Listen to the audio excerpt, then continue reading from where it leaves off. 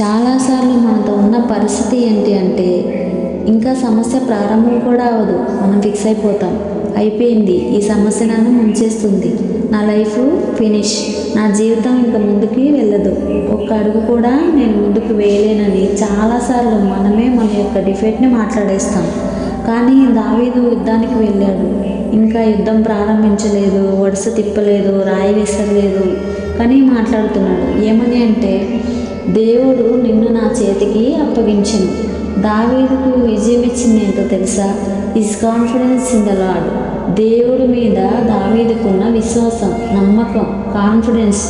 దావీదు విజయాన్ని ముందే పలికాడు. దేవుడు దావీదుకి విజయాన్ని ఇచ్చాడు.